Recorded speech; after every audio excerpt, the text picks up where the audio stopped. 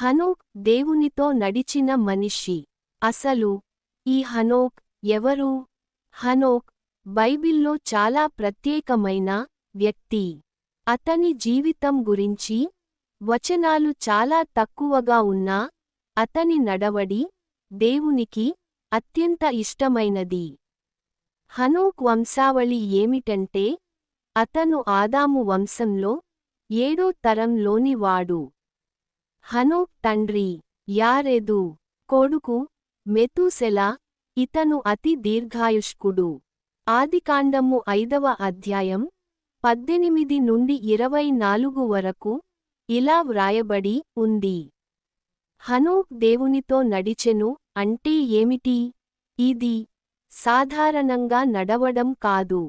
దీని అర్థం ఏమిటి అంటే దేవునితో దైనందిన సన్నిహిత సంబంధం, దేవుని చిత్తానికి పూర్తి విధేయత చూపడం, పాపాన్ని విడిచిపెట్టి నీతిగా జీవించడం, ప్రార్థన, విశ్వాస జీవితం గడపడం ద్వారా హనోక్ దేవునితో నడిచాడు.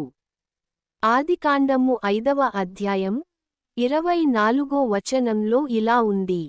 హనోక్ దేవునితో నడిచెను, తరువాత అతడు కనబడలేదు, దేవుడు అతడిని తీసుకొనిపోయెను.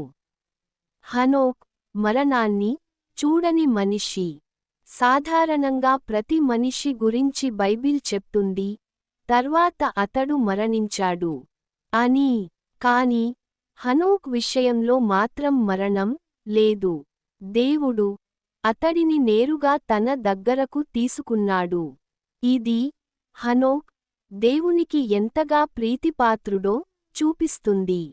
హనోక్ గురించి నూతన నిబంధనలో కూడా ఇలా ప్రస్తావించబడింది. హెబ్రీయులకు 11వ అధ్యాయం 5వ వచనంలో, విశ్వాసముచేత హనోక్ మరణమును చూడకుండగా మార్చబడెను, అతడు దేవునికి ఇష్టుడని సాక్ష్యము పొందెను. హనోక్ విశ్వాసం వల్లే దేవునికి ఇష్టుడయ్యాడు. హనోక్ జీవితం నుండి నేర్చుకోవాల్సిన పాఠాలు. దేవునితో నడవడం సాధ్యం. విశ్వాస జీవితం దేవునికి ఇష్టం. మనుష్యుల ప్రశంస కంటే దేవుని మెప్పు ముఖ్యము. హనోక్ తక్కువ కాలం జీవించినా అర్థవంతమైన జీవితం గడిపాడు, ఆదర్శంగా నిలిచాడు. ఒక చిన్న ఆత్మీయ సందేశం.